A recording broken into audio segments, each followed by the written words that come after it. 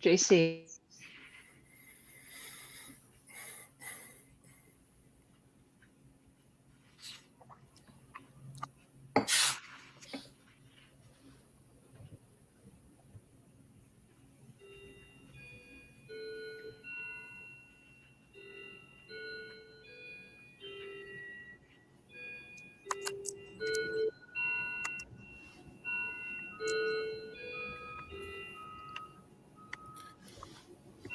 Welcome, everyone, to today's panel on corporate tax competitiveness. My name is Theo Argitis. I am your moderator for today's discussion, as well as the publisher of Means and Ways, a platform that aims to foster debate through events just like this on key issues where business and economics intersect with politics.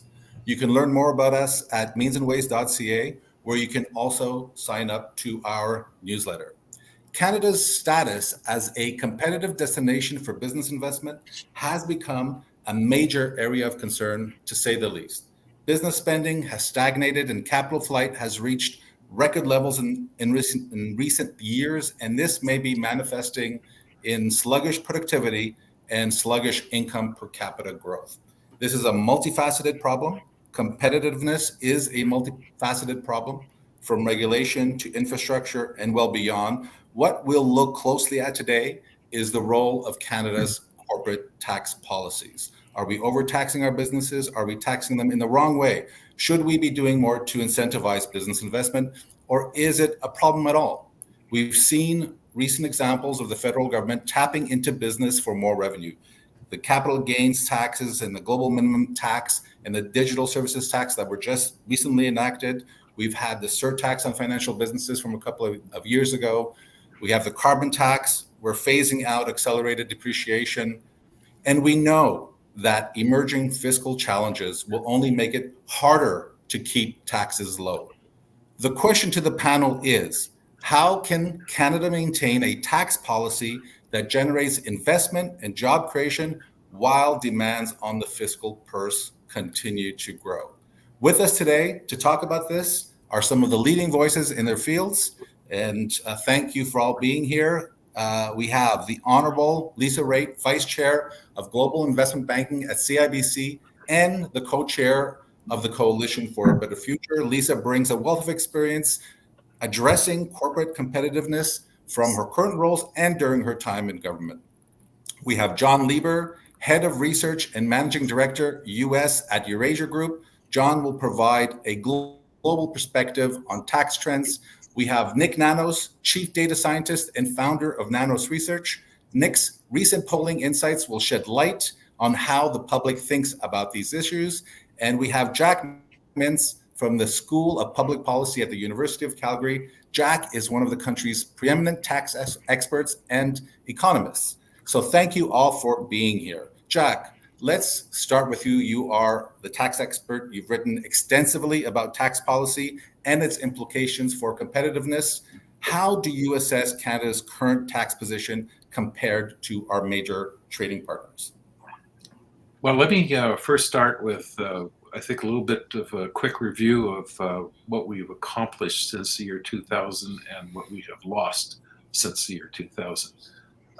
Back in 2000, we actually had one of the worst corporate tax systems in the world in terms of having a very high effective tax rate on capital investment. In fact, the highest in the OECD at that time. And we did carry out a lot of actions between 2000 and 2012 under both Liberal and Conservative governments that led to base broadening, more neutral treatment of different industries, and lower corporate income tax rates, as well as the elimination of capital taxes, except for the financial sector. And we also introduced at the provincial level, the HST, that removed a lot of sales taxes on capital purchases. And by 2012, we actually created a significant policy advantage when it came to our corporate tax system. And I think that's very important, especially living beside the United States, which is a much bigger market, a warmer climate, that if you can kind of tilt the playing field to Canada through policy, I think that's a very important aspect of our competitiveness. And I think that is what has been lost since 2012. We have not raised our corporate income tax rate, except we have introduced a higher corporate income tax rate for finance and insurance companies. That's something that kind of goes against the idea of neutrality. We have done a number of actions outside of accelerated depreciation introduced in 2018, which is now being phased out, as you noticed. But we have taken a number of other actions that have been actually reducing incentives for businesses, except for specific areas like manufacturing and clean energy. I don't think this has been a very smart way of moving ahead. It's not based on good principles of taxation. And what's more important is that we no longer have that competitive advantage relative to our major trading partner. Our corporate income tax rate is now, which once including both federal and provincial rates, slightly above the U.S. after its dramatic reform implemented in January 1st of 2018. We've also have lost our competitiveness vis-a-vis other provisions in the tax system relative to many other countries as well. In fact, we're about a little higher than the OECD weighted average. And so when you start looking at the combined changes, we've lost our policy advantage. And that, of course, means that we have to have other advantages to attract investment, which we currently don't have with the kind of regulatory system we have, et cetera. Yeah. So, which is actually the question I want to go to Lisa with. As Jack mentioned, we've lost that advantage on the tax side. How important is it, given the kind of the broader competitive landscape? Are we struggling? Do we need that advantage on tax because we have issues elsewhere in the competitive landscape? Can you kind of tell us how the tax policies intersect with the broader competitiveness landscape?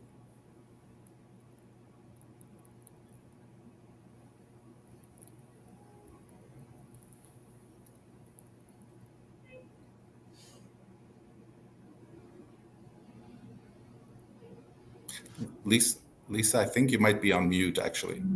Oh, okay. I'm back. And I just very quickly would say, thank you for inviting me. And Jack, that was an excellent layout of our situation, the way it was and the way it is now. I took notes and I'm going to use it. I hope you don't mind.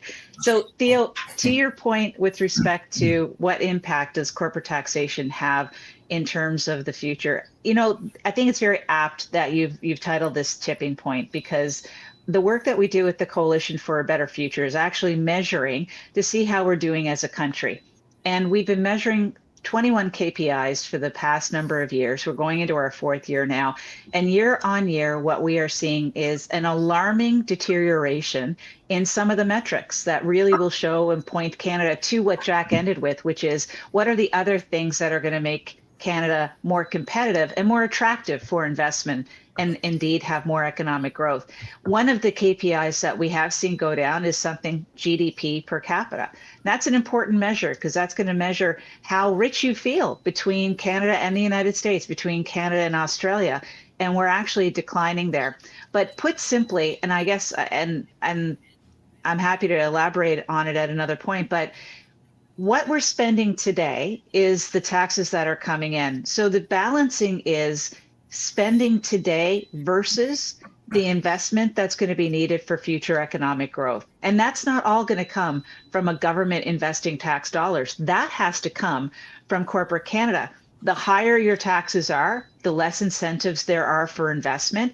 You're going to see investment in innovation drop. You're going to see investment in human resources drop. You're going to see economic growth actually contract. And that's kind of what we're seeing here in the country right now, according to the measurements that we do in KPI. So I think it is an alarming time. We can talk about productivity and all of the very niche things that flow from it and trying to solve the problem. But one of the biggest things we should be looking at ourselves is, are we competitive on a tax policy basis, which is a pretty fundamental and simple way of ensuring that Canada remains attractive for investment and that Canadian companies have the ability to invest in their future and grow the economic pie, as it were. Nick, you've done some polling data for us on this issue ahead of this panel and got some interesting results into Canadian views on corporate tax rates. Could you share with us some key takeaways from that poll? Sure. I'm very happy to report, Theo, that average Canadians support both Jack and Lisa and what they've just said. How about that? I don't know if I should stop. I don't know if I should stop right there, but the thing is that average Canadians get it. In the national survey that we did for Means and Ways, we tested on perceptions related to tax competitiveness, business tax rates in Canada and the United States, because the reality is that the U.S. is really the main and most familiar comparator for most Canadians, because they know that our economies are integrated, and that and they also have a greater sense of what's going on in the United States. And in this survey for Means and Ways, what was clear is that Canadians were much more likely to believe that the business tax rate should be about the same compared to higher in Canada than the United States. The kicker, Theo, is that when we ask Canadians what the impact would be of higher business taxes in Canada compared to the United States, between about 7 out of every 10 score the following as having a negative or somewhat negative impact: that higher business tax rates in Canada compared to the United States would have a materially negative impact on keeping jobs in Canada. It would have a materially negative impact on attracting new investments from outside of Canada, keeping businesses headquartered in our nation, and also Canadians overwhelmingly believe that higher business tax rates in Canada would have a negative or somewhat negative impact on basically our overall global competitiveness. John, from your vantage point at Eurasia Group, you're well versed in global tax trends and how they influence national policies. How do you see the current global tax environment evolving globally, and what are the implications for Canada's ability to remain competitive? Yeah, thank you, Theo. So I think two big trends that I want to point out over the last decade or so. One is the kind of unified efforts that's been happening, coordinated by the OECD, in order to cut down on untaxed income. And this is a response by governments coordinated because of a concern about tax shelters and the ability for companies to earn income that was never taxed anywhere by any government. And also the rise of increasing the digitization of the economy, which was leading to a phenomenon where you had companies, large digital companies, primarily based in the US, that were selling a lot and generating a lot of economic activity in countries where they didn't have a large physical presence. And because of that, the digital companies were increasingly able to choose what jurisdiction they were subject to tax. So there's been a trend of concern among countries organized under the OECD to try to cut down on this practice in order that they can increase their revenues. And at the same time, in 2017, the United States, for the first time in decades, did tax reform. And what happened then was the US cut its headline corporate income tax rate 35% to 21%, which significantly affected the behavior of US companies who previously had been fairly aggressive in searching out ways that different places that they could house their profits in order to avoid the US corporate tax. So as a result of these two trends, the US reduction in the overall tax rate and the adoption by now dozens of countries of the OECD recommendations, which are for a 15% minimum tax, you've seen big shifts in how companies are shifting their profits around for tax planning reasons. And this has had a big effect in the US, where the use of tax shelters has actually been reduced. And it makes it harder for countries like Ireland, which was famously a low tax jurisdiction, to compete and attract investment from other countries.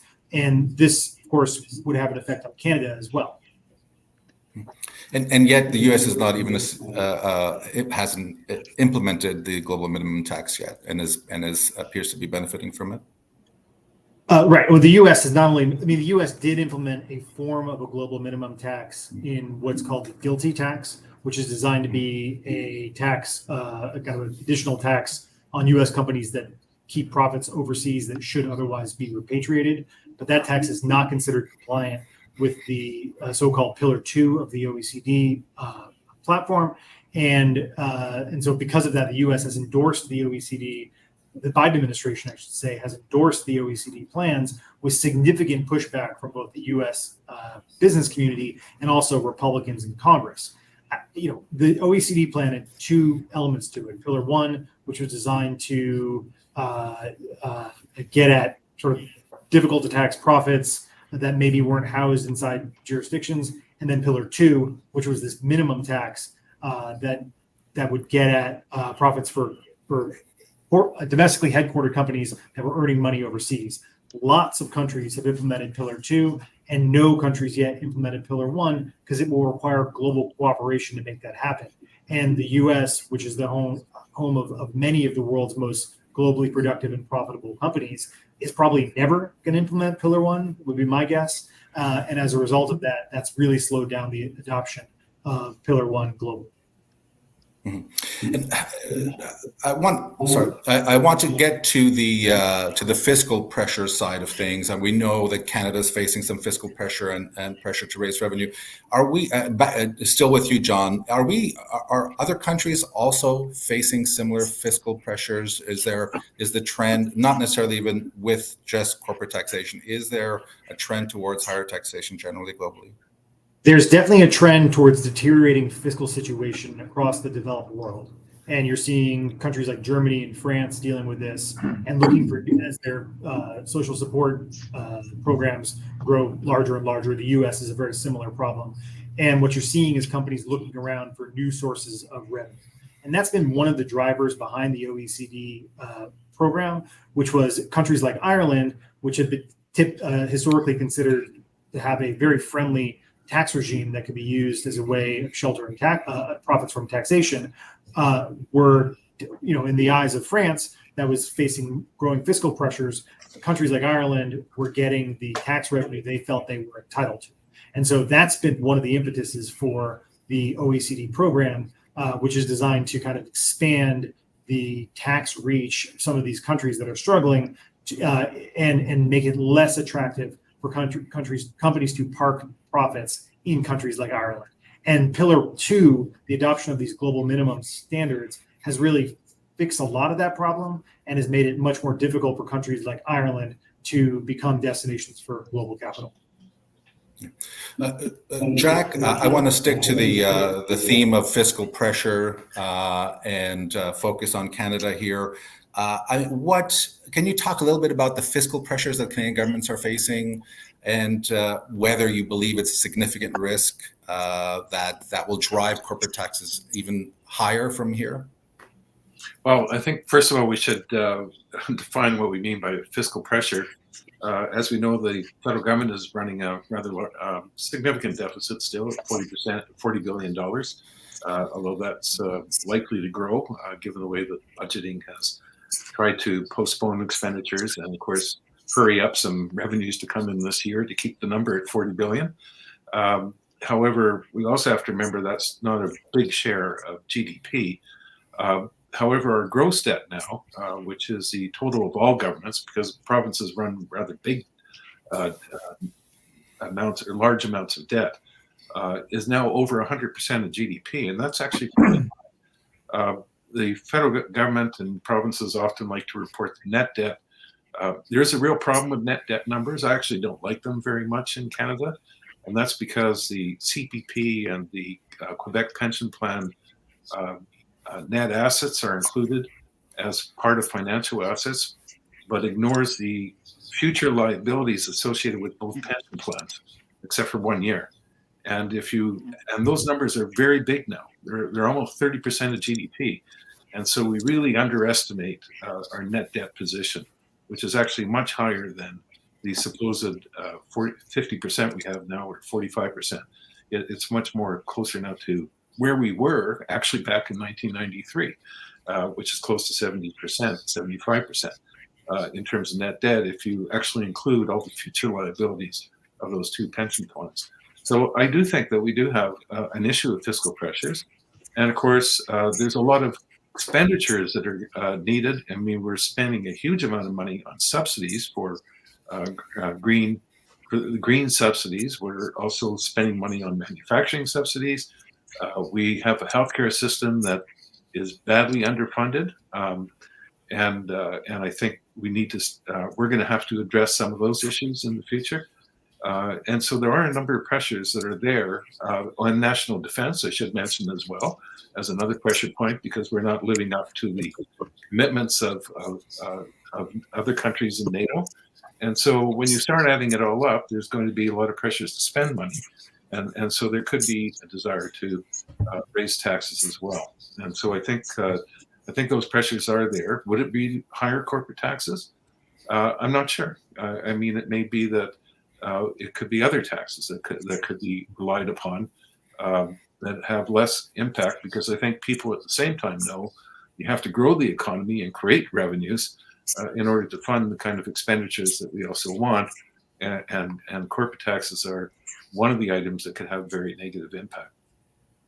Since I'm staying with you, Jack, on this, since the pandemic, we've seen corporate income taxes as a share of GDP surpass 3% or at near 3%, which is really, if you look at the fiscal reference tables that are published by the Finance Department, it's as high as it's been since at least mid-1960s. Is there some type of natural limit to how much government, or the federal government in this case, can raise from corporations? Is there some type of curve where after a certain point you're actually seeing a reduction in revenue? Well, I mean, the reason some of those revenues have gone up is simply because profits as a share of GDP have gone up, but also governments have widened the tax base to some degree. At least compared back to the 1970s, when there was a lot of special preferences introduced in the system. And so we've done a lot of base broadening actually after 2000, and I think we've actually helped bring in more revenues to that extent. I think the real measure you have to do is to look at actually the effective tax rate on profits or on capital, which I do in my own work. And the question is how high you want to go. Well, economists have big arguments about that. There's a group of economists, not myself, but who might argue that there should be no tax on capital. That actually, at least at the margin, for marginal investments, because that's neutral and you'll get the biggest amount of capital investment possible. There are others that will argue that there should be a higher one. So I think it comes really down to some philosophy about what we mean by the best kind of tax system that one wants to have. And there is an argument that, consumption taxes, for example, are better than income taxes. And so therefore we should be shifting our tax base to other taxes away from taxes that affect investment and saving. Lisa, from a corporate perspective, how do businesses balance the need for competitiveness with being good corporate citizens? Is there a risk that focusing too much on tax competitiveness could lead to a backlash? How do corporations balance these two things? That's a great question, because the two of them may not exactly correlate with one another. I mean, companies are going to focus on tax competitiveness because they're in competition for capital. As you know, I work for CIBC, and one of the things that's important for financial institutions in the country is to be able to attract foreign investment. If you're not competitive in a tax basis, then it's going to be really tough to attract foreign investment. It's going to be tough to create more capital. And that capital is what's needed in order to lend out to the Canadian population. Also, the kinds of things that you're able to invest in if you're a big corporation, like in technology, for example. I mean, billions of dollars are spent by Canadian financial institutions in technology and in innovation in order to be able to grow and advance. That is not going to be as available to them if they're seeing a situation where there's more more taxation. I would say something to what Jack said too.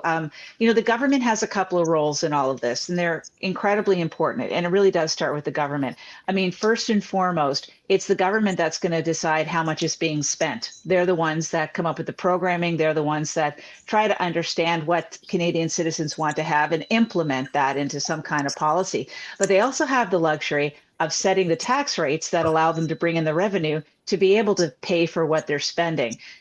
But at the same time, you have to be thinking about the long term in all of these. What are the unintended consequences that come from increasing corporate taxation? And maybe there are intended consequences too at the same time.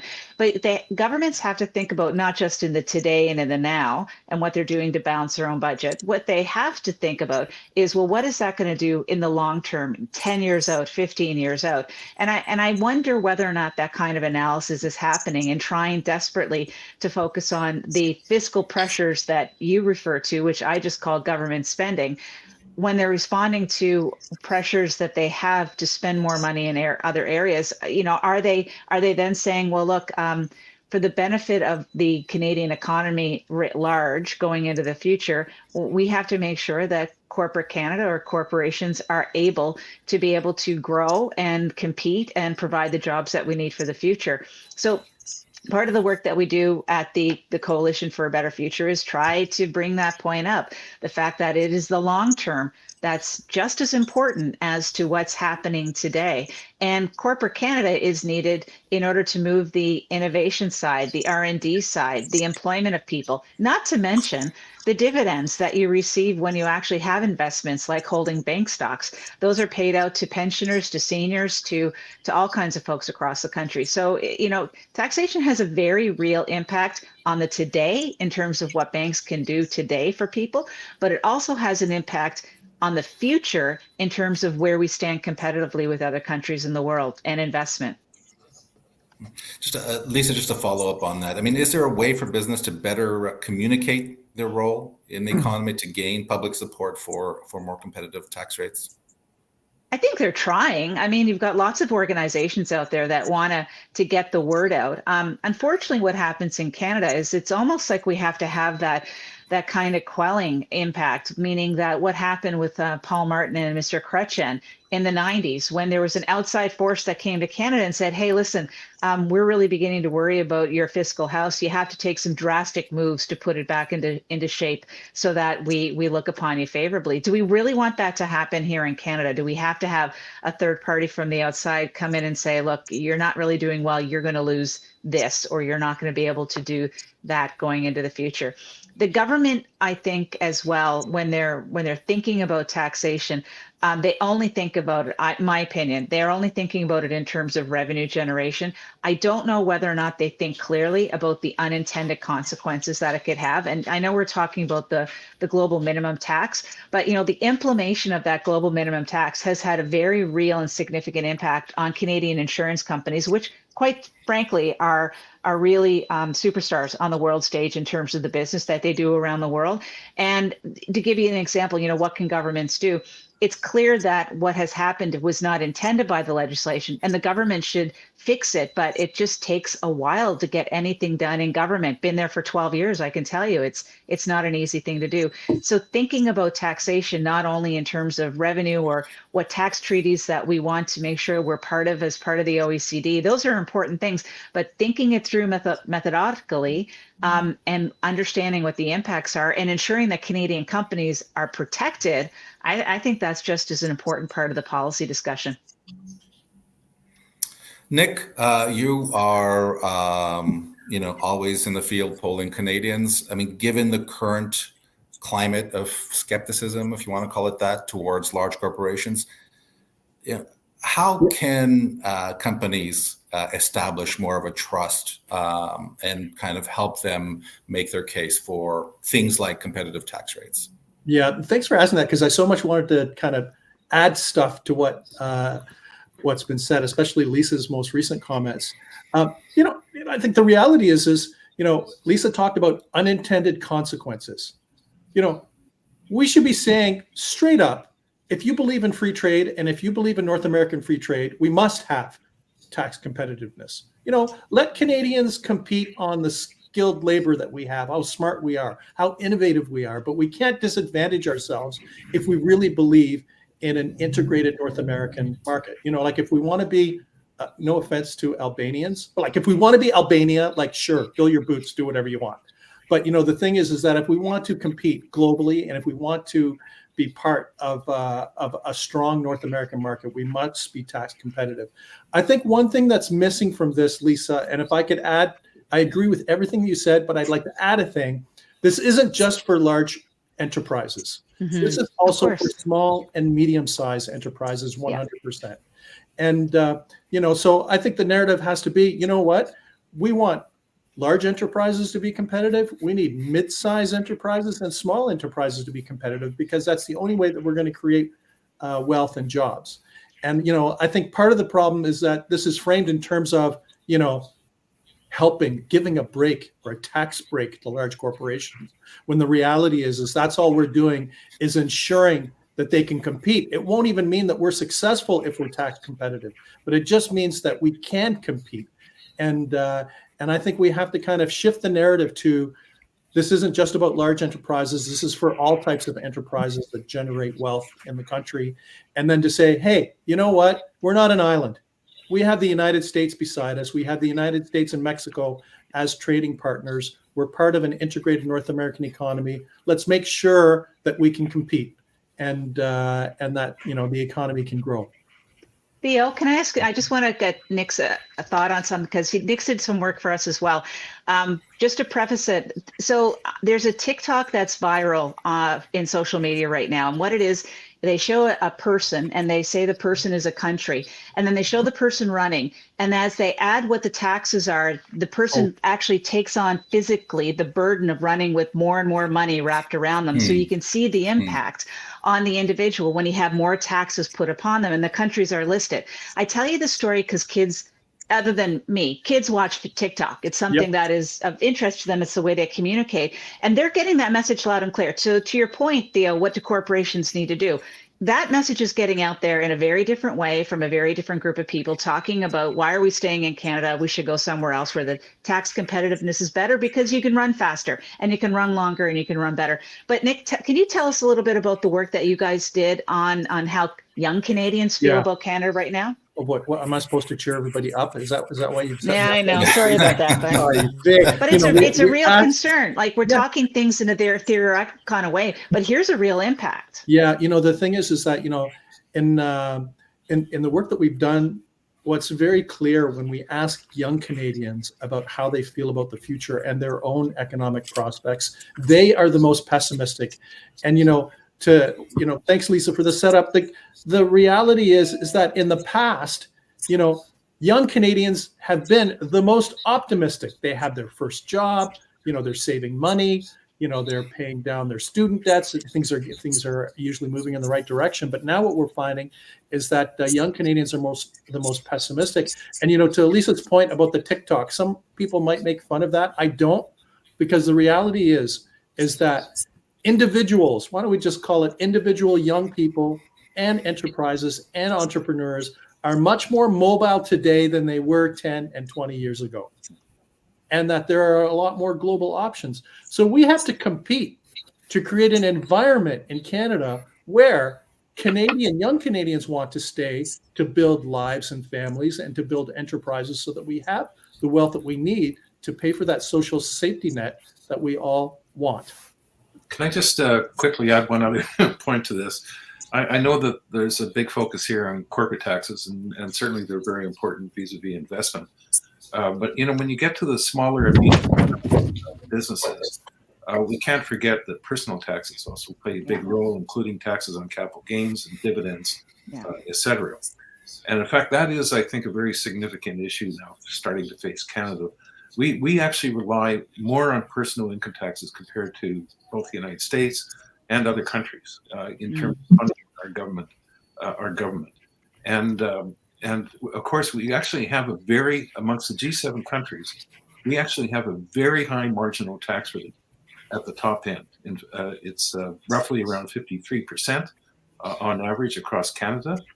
It is just a little bit below France. It's a little bit below Japan.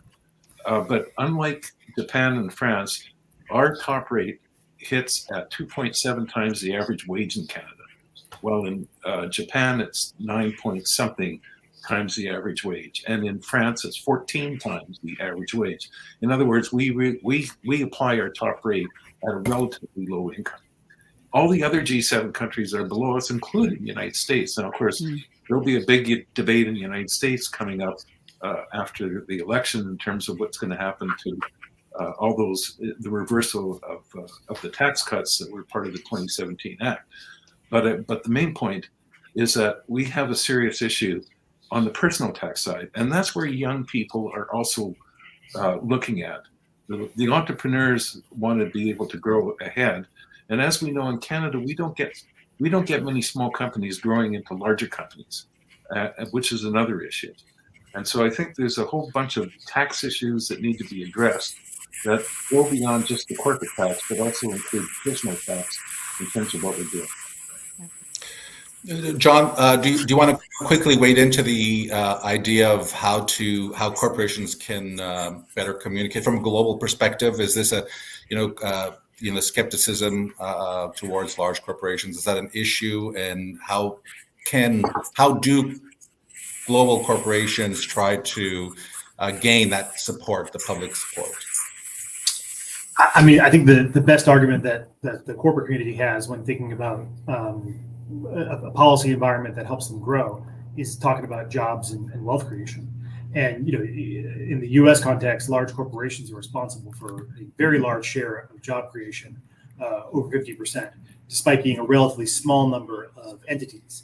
And the reason they're able to do this is because they're able to keep their after-tax earnings, reinvest them into growth and productivity and investment and research, and in doing so become these incredible engines for productivity and wealth creation.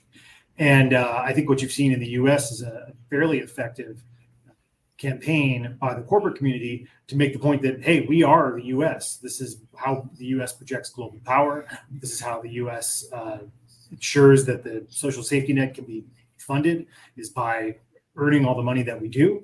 And having a competitive tax rate has been a big part of that, and it's one of the reasons that the U.S. decided to lower its tax rate. And it's one of the reasons that you've seen a lot of countries over the last 20 years lowering their tax rates in order to attract this kind of investment. So I think for any company, leading with the story of the jobs that are created and the ultimate benefits that accrue to Canada or to the U.S. or whatever jurisdiction is a really important part of the story for why companies matter. And even in places where there's relatively low trust of large institutions, the fact that people do relate to their employers, and they do want to defend their employers and stand up for the belief that their employers are doing good in society. And I think that's a credible argument that can be made in Canada as well as in the U.S.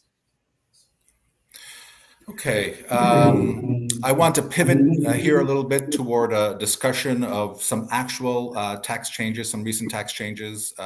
We've seen everything from the surtax on banks a couple of years ago to some big changes this year, including as John and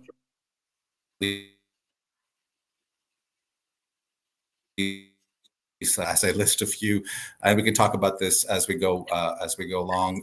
We have the surtax on Canadian banks and insurers that was introduced in 2022. The federal government introduced new taxes on banks and life insurers permanently, 1.5% corporate income surtax. That was on top of a one-time additional tax that they implemented in 2022. The tax almost certainly at the margins is impacting loan growth and cost of credit at the margin. We don't know how much, but I'd be surprised if it wasn't. All at a time when earnings at banks have largely flatlined. Anyone have any thoughts on this particular tax, or we'll move on next to the carbon tax?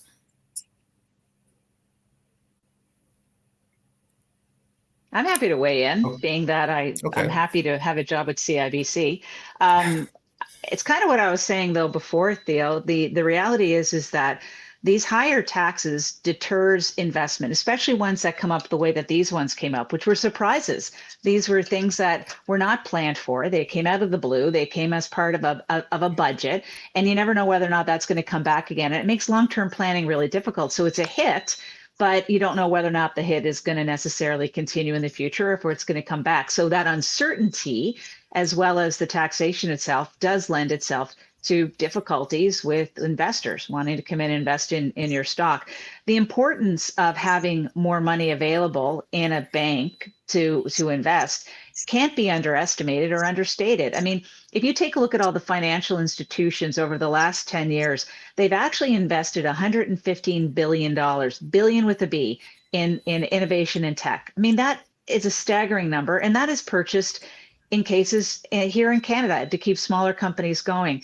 It also helps in terms of economic growth because with more capital, you can lend out more to individuals, to small businesses, for mortgages, for loans, those kinds of things. And then the last part, I would say that it's not to be underestimated, the importance of those dividends coming from those investments to pension plans across the country and to individual investors, that it's part of their retirement, it's part of what they're counting on going forward. So that stability is needed there as well. So surprise surtaxes that you're not anticipating that you have to account for, or mistakes that are made in terms of implementing an OECD tax that's going to have a huge hit in a single year. Those are things that are really problematic for our financial institutions and for our insurance companies.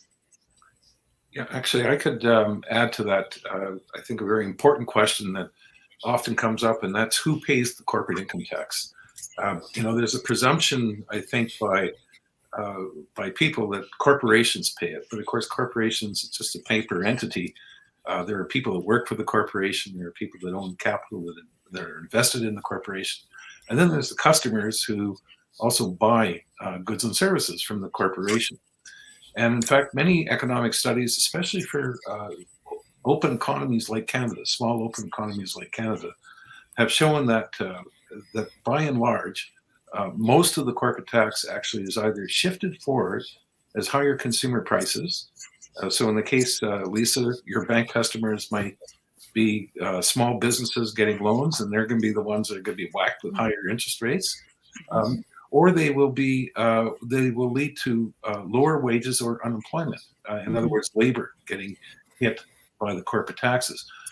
Instead of the corporate tax being a progressive tax, in the sense that higher income people are going to pay it as opposed to lower income people, the corporate tax is a regressive tax. It tends to fall more on the lower income and middle income people. And I think that is something that is often escaped, but is important to reiterate, because all those corporate taxes are not actually solving the income inequality issue. It's actually making the income inequality issue worse. Okay, so why don't we stay on the corporate income tax theme and talk a little bit about the global minimum tax. It's something that I want to talk a little bit more about. It's less well known. It's technical, but has some very important implications for Canada, for all countries. But in Canada, it appears to be Canada is moving more quickly than other main trading partners. The Europeans have moved forward, not the Americans. As John mentioned, the Americans do have their own minimum tax. It's below the 15% threshold, if I'm not mistaken. John, correct me if I'm wrong. But this is, I'm just going to explain it a little bit because it is technical. It's a global tax regime that has about 140 signatories. The aim there is to remove loopholes that allow multinationals to shift profits to low tax jurisdictions. It imposes a minimum tax of 15% on corporate income in each jurisdiction. It does not allow for kind of offsetting between low and high income jurisdictions, which I think the American one does provide for. Again, John, if you correct me if I'm wrong, governments are essentially giving themselves the right to tax the income their homegrown businesses earn in foreign jurisdictions, which may sound good in theory, but in practice, it means governments could be undermining their own global champions by imposing on them a higher tax profile than competitors. which is why many of the signatories, like the US, haven't outlined any roadmap yet. Others, like Switzerland, are moving ahead more gradually to better align their rollout with other countries. Canada, and I think this is the criticism here, is Canada has decided to move ahead with full implementation this year, kind of a less of a nuanced rollout, at least compared to its trading partners. And that's kind of created some concern and some weird distortions. Manulife, you mentioned, Lisa, insurance. Manulife has taken this massive $88 million charge for the first 6 months of this year, driving up its tax liabilities because of kind of a misaligned rollout with Hong Kong in this case. And that's a high cost for the courtesy of being based in Canada. So anyways, Jack, maybe we'll go to you on this first. You know this well. Wondering if you can unpack the GMT for us a little bit. And in particular, what do you think of the early adoption of it, that criticism? Okay, well, first of all, let me say that the goal of the corporate minimum tax is to try to put a floor on corporate income tax rates. They won't drop below 15%. And I will differ a bit from what John said earlier on. Yes, Ireland was at 12.5%. They're going to 15%, but that's still a very significant advantage compared to most countries, including the United States, which on average has a rate close to 25%. So Canada's actually rate is close to 26%. And so we have many of our corporations won't have to pay the corporate minimum tax. It is a highly complex agreement. And it has one attribute to it that is I find just absolutely horrible from the point of view of tax policy. And that is a country that happens to have a little bit of let's say a subsidiary operating in it, has the right to tax the income of a parent in another country. That is not what corporate taxes have been about in the past. You only tax the income that's being generated in your own country, not having the access to tax income in other parts of the world where you don't even have business activity. And I find it an absolutely dreadfully complex system. I've written, if anyone wants to read about my comments, it's in the Canadian Tax Journal paper written a couple of years ago, but it is a very complex agreement and will be very hard to change. It is also, I was just in Suriname last week, and I can tell you that the tax authorities there are absolutely in a dither about this tax, because they have no idea how they are going to be able to handle it. They don't have the tax capacity to handle all the very complex calculations that are going to have to be done in order to deal with the corporate minimum tax that has been developed by a back room of technical people sitting in a room, let's say, windowless room, developing a complex agreement that many countries have been signed on. And I frankly think the Americans have been smart not to have their own minimum tax. And given our relationship with the United States, I think we shouldn't have even gotten into the corporate minimum tax of the OECD, but instead follow more what the US is doing and go along with the US and try to get the same kind of agreement, which means that we should have stalled in moving ahead and try to see how things are going to evolve over the time, rather than being first mover that is now putting some companies, as we've seen with the insurance companies, in a risky situation where Canada moves ahead while other countries are still implementing what is an extremely complex agreement. By the way, it won't stop tax competition. What's happening now is all the countries are now moving to refundable tax credits that won't impact the corporate minimum tax, and they will use other policies in order to attract capital. So all it does is just put a floor on the corporate minimum tax rate, but it doesn't do anything to the base.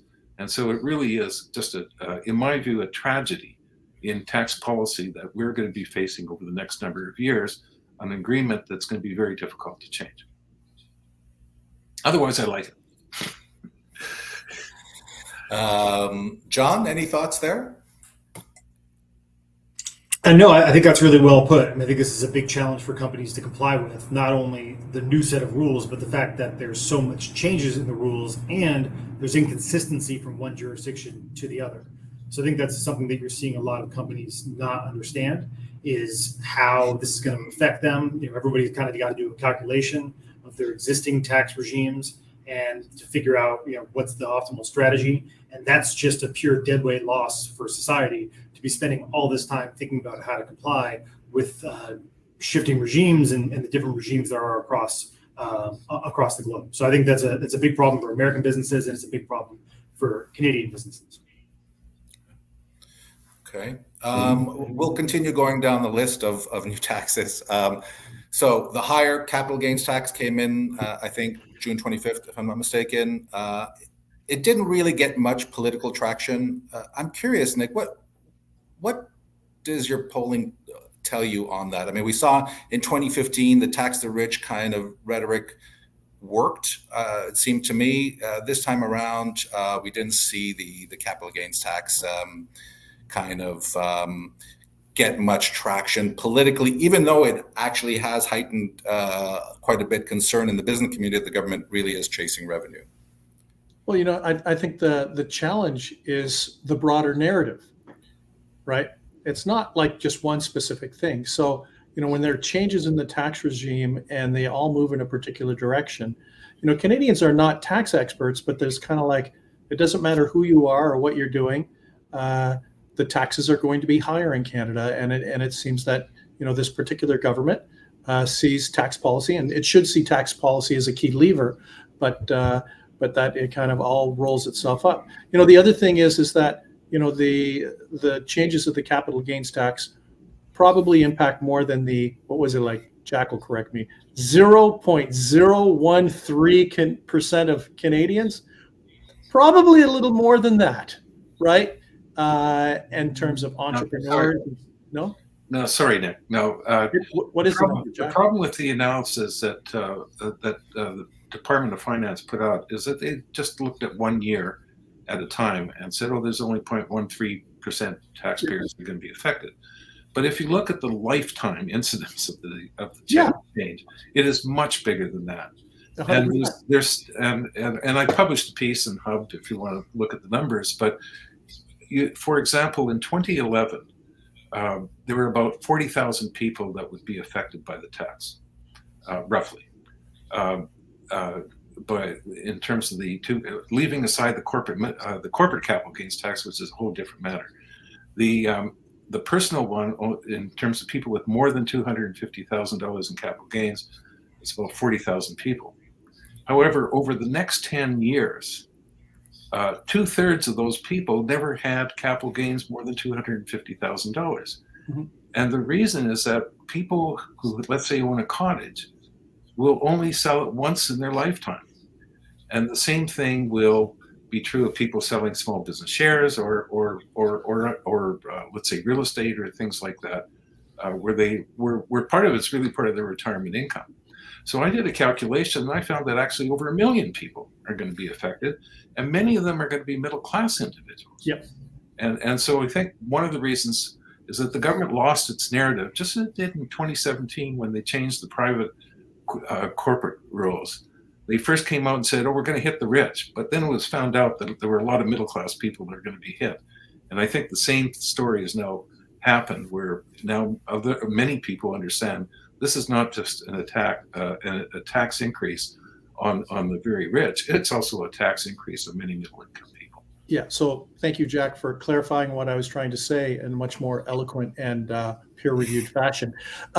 But, I think the reality is that it's this broader narrative of taxes going up. And, the thing is that for the approach for this particular government, it's like, who will be next, or what organization will be next, or what will be the new tax that will be getting ahead. And, the thing is that the reality for average Canadians, that's all they think about is like, what does this mean to me? Or what could this mean to me? Right. And this is where, things like the capital gains tax, and I'll put the carbon tax in there also as things that are just a bit of a pylon in terms of how Canadians who are trying to just basically struggle to pay for housing and just pay for the groceries are, feeling that there's no end in sight in terms of what might happen in terms of taxes. The other thing that I'd like to add is that, when we talk about the US, if the US ever embarked or decided it wanted to be a high tax jurisdiction, that would provide political license for Canada to be a high tax jurisdiction because of the importance in the economy. But when we look at other economies other than the United States, those comparators, I don't think for average Canadians, they see them as relevant. And I don't think they are relevant just from a practical perspective in terms of how integrated and important the economic relationship between Canada and the United States is. I want to move quickly. No, I'm just saying I agree with Nick on what he said. Going down the list of taxes, I want to move quickly to the digital services tax. On June 20, Bill C-59 received royal assent enacting Canada's Digital Services Tax Act. The DST taxes 3% of revenue earned by large businesses from digital. The Americans are not happy about this, and there's talk of potential retaliation. John, how serious of an issue is this for the Americans?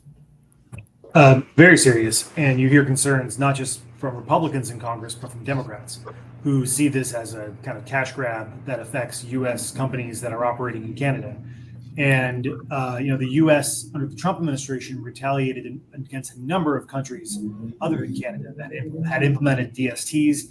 It seemed like these would be on hold for a little while, and some countries have put a pause on their plans because of what's happening on the OECD agreement that we talked about earlier. Canada's gone ahead with their DST. The Biden administration seems to be kind of taking a wait-and-see approach. But I think if Trump wins next year, this is very likely to result in either a USMCA dispute settlement panel or direct retaliation using the US's Section 301 authorities. So I think that's a real risk for Canadian businesses. And this story is going to play out over several years now, but it's far from over. And it's something that could result in a significant increase in tensions, particularly as the U.S. and Canada move into a period where they'll be renegotiating the U.S. MCA starting in 2026. So to me, this is a kind of an own goal by the Canadian tax authorities, and it's likely to result in some retaliation. Theo, can I just quickly add what John said is absolutely spot on. But there's also another aspect that's coming into this, and that is the CRTC is going to be looking at implementing a 5% tax on the sales of streaming companies, to selling, again, digital services in that area to Canadians. And of course, that's another tax on top of the DST. And so when you start adding it up, plus they're going to be shifted forward into higher Netflix prices and everything else. And of course, that means more HST revenue that's going to be raised, or GST revenue that's going to be raised on top of that. And so, I think we really need to, get back to some first principles here about what we're doing, because this CRTC charge, of course, at 5% is to fund Canadian content, but from streaming companies. But I think this is another example of another charge that's going to be coming in. We're running out of time, but I really want to get to quickly the carbon tax and its implications for competitiveness in Canada, corporate competitiveness. Of course, we have these massive green tax incentives that provide an offset. But Lisa, can you just give us a sense of how you think climate policy, Canadian climate policy plays into the corporate competitiveness picture? Way is the one you I think you're on mute, Lisa. I think I'm off now. The first way is the regulatory way, and the second way is the taxation way. From a regulatory point of view, a way in order to ease competitiveness, quite frankly, is to make it easier for projects to be studied quickly, efficiently, in depth, but then approved at the end of the day or disproved at the end of the day, whichever case or whatever decision is going to come out of it. But a regulatory system which seeks to grind down the proponents in order to have them go away, that just doesn't work. And that's not going to be beneficial to competitiveness here either. It's an important lever. On the tax side, right now, the debate in Canada has a lot to do with whether or not there should be a carbon tax applied to individual income tax payers, whether or not there should be on that fuel that they are putting into their house or into their cars or that they're utilizing, or even the costs that are passed on to them when they buy their groceries or they buy their clothing. The reality is that I think this has a lot of similarities with the global minimum tax in that it's a government that wanted to be seen as being the first responder, the first person, the first country to implement this carbon tax in order to show the way and have the other countries follow behind. But if you stand and turn around and look, there's not a lot of other countries who are standing behind Canada when it comes to implementing this carbon tax on retail side. So I think that is a significant impediment for competition. I think it impedes small businesses, it impedes medium-sized businesses from growing and from doing what they want to do. And I think that's why what you're seeing right now in the political sphere is this discussion about whether or not there should be a retail carbon tax. On the other side, if we talk about an industrial carbon tax, the provinces are the ones that are putting those in place. They're the ones best placed to figure out if that's something that they want to do to encourage or discourage whatever policy it is. But for me, there's been a lot of time that we've been charging the carbon tax, yet we haven't seen what the benefits were that were promised at the end of the day, and no other countries seem to have picked up on it. The United States certainly hasn't.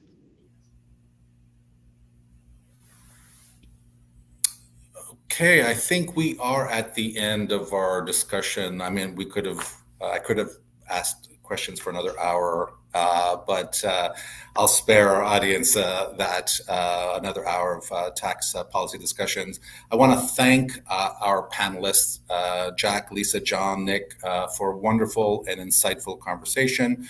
We've covered a significant amount of time. It's pretty clear that the issue of corporate tax competitiveness is not something that can be discussed in isolation.